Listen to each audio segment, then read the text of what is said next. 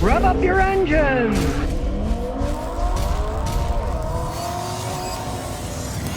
Well, it looks like Toyota's joining the ranks of crazy companies making super expensive cars. I think it's stupid, right? They say that Toyota is going to create an ultra-luxury brand called the Century brand that will even be above Lexus. Here's a picture of a Century GRMN. Couldn't they have thought of a better name than GRMN? I guess these people have lost their minds. They have no imagination left. But why is Toyota making vehicles that cost $220,000? How many people are going to buy these things, right? I think they've all kind of lost their minds. They've lost their way. Toyota always made good vehicles for people that want something that's going to last a long time, right? Why on earth do they want to create yet another luxury division on top of Lexus called Century Division that makes super expensive $200,000 plus cars? I think all these people, they've lost their minds. They've got in a good old boy club where they're all, hey, we all make fancy cars. Let's make some even more expensive cars. To me, it doesn't make any sense whatsoever.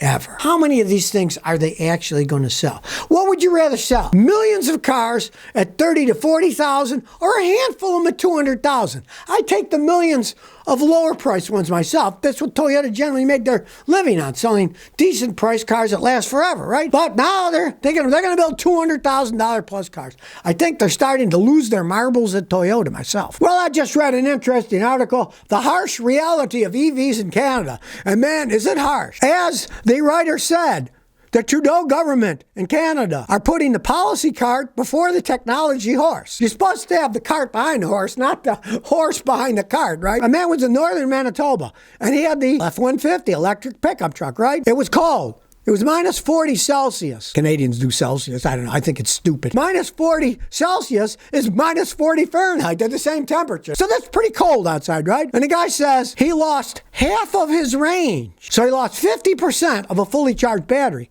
after he drove 18 kilometers. So that's like 10 miles. They're supposed to go 200 miles or whatever. So he could have gone maybe 20 miles, and that's as far as it's going to go. Batteries can't work in extreme cold. They just don't. So he had to go home another 18 kilometers and charge it up because he barely made it home, right? He used almost half of it going 18 kilometers. He had to go back home. And another person from Edmonton, Alberta, they had a Tesla. And he had to wait 2 hours to charge his vehicle once he plugged it in, because he had to keep the heat on in the Tesla because he would freeze himself. When it's that cold outside, you're sitting in a car waiting, charging it up. You got to turn the heater on. The heater's electric. It's going to use all kinds of power. So it's got to heat the battery, him, the car, and charge it at the same time. What a lot of people don't understand about electric batteries are when they're cold, you can't charge them. So they have to be what's called preconditioned.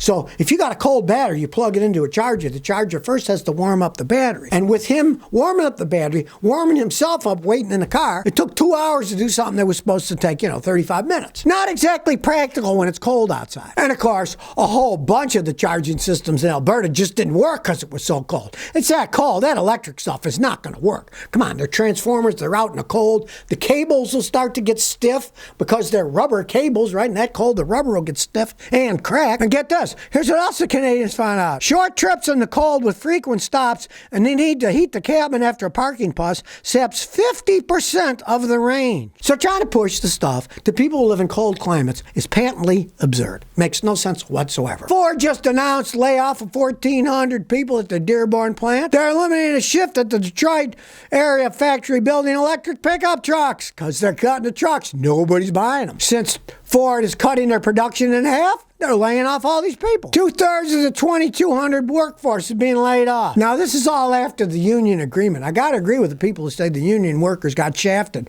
by their own union leaders. 599 supplementary employees at Stellantis were fired in Detroit and Indiana. 3,680 layoffs at Stellantis, Mack Avenue, and Toledo Jeep plants. 1,300 cuts at GM's Lake Orion and Lansing Grand River plants. Looks to me like the workers got sold down the line by their own union. Here's what these people are talking about. This is the hypocrisy of what's going on, right? Here's what one guy says. He says, the transition from gas power to electric vehicles is being used by the automakers to cut hundreds of thousands of jobs. Well, Ford's laying off the people who make the electric vehicles. Well, I guess that was a big barefaced lie coming out there, And of course, with Ford, it's rather hilarious because, Ford the last 3 years led the nation in recalled vehicles, poor quality control. So what are they doing? They're firing more of their workers. How about maybe firing the head of Ford and all the bureaucrats who run it who don't seem to know what the heck they're doing and making better vehicles, putting quality back in instead of just, well, that didn't work, we'll fire the workers, right? The business has gone bonkers. It really has. And the poor workers, they got sold down the line by the UAW. You can see that now. Well, at least they're working on it. The world's largest nuclear reactor is being put together by the Europeans, and they're trying to use fusion instead of fission, right? You get more energy from fusion. The atomic bomb is fission, where the hydrogen bomb starts with fission, but then it creates fusion, and that's why it's got so much more energy. Now, the International Thermonuclear Experimental Reactor, they're building it, and they're going to harness fusion, they say, right? But there's one big problem. They've been working at this project since 2005, so that's 19 years, right? And they say, we will get to fusion power initially in 2035. So let's see. That's 11 years from now, they say, right? And already the cost overrun is insane. The project originally was going to be $5.5 billion. Now it's $22 billion. But let's see something here, people. If they're not going to have it built and actually working, which may or may not even work, we don't know. But if they say they do what they can do, 11 years from now, I'll bet you they spend a heck of a lot more than $22 billion. They already went from $5.5 billion 19 years ago to $22 billion today. 11 years from now, who knows what this ridiculous figure will be. And of course, we don't know if it works. I like the idea. I mean, if they can actually do it. It is so far in the future, and it's still just theoretical. They got to get up to millions and millions of degrees and be able to make it last, not have a problem, and actually create enough electricity. So, I mean, I just don't understand why didn't they just use regular nuke power? There's 436 nuclear reactors in the world up and running. Just make some more of those. They work. Let's not go to the future. Let's not be the people who say, we're just around the corner from we're all driving flying cars. They told that to me when I was a kid in the 60s, and that was 60-something years ago, and we're still not driving around in flying cars. Why not work on the regular nukes? They seem to work perfectly fine here in Tennessee. Almost half of the power is generated from nukes. They have never had any problems with them or anything. Just do it, Instead of this la-di-da, let's put billions into something that may or may not work. How about putting it into stuff that actually works and it doesn't pollute either? Well, I'm trying to help out one of you viewers. His name is Juan Hernandez. He had his car and it got totaled, but he wanted the car back, right? So he's got the car back, but the other company's insurance won't give him the title back. He fixed it up and he wants to re-register out on the road, but you can't register without the title, right? Well, it turns out that the insurance company of the person that hit him isn't dragging their feet. So, Juan Hernandez says that Farmers Insurance Company, for claim number SLV 52127, is dragging their feet, not give him his title. He's got the car, but he can't drive it without registering. He can't register without a title, right? My father's retired from working at GE Aircraft for 45 years. Got hit by an SUV. They totaled the car, even though it was just hitting the rear. So I bought it back and fixed it.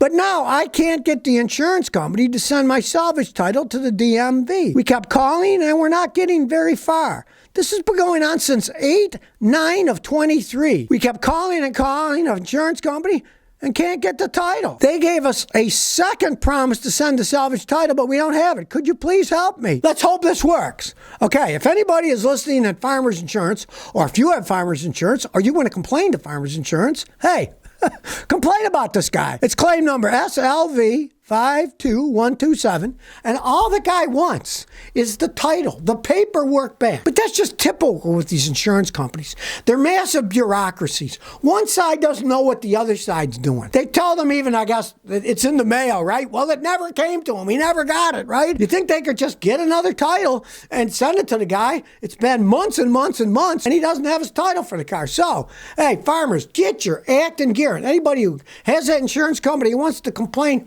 to these people. Because the more of us that complain to them, it makes them look bad. We don't know insurance companies. They just want to charge you a bunch of money for stuff and then not pay anything out, do a good job when they're done, even though they put ads on TV about how great they are, right?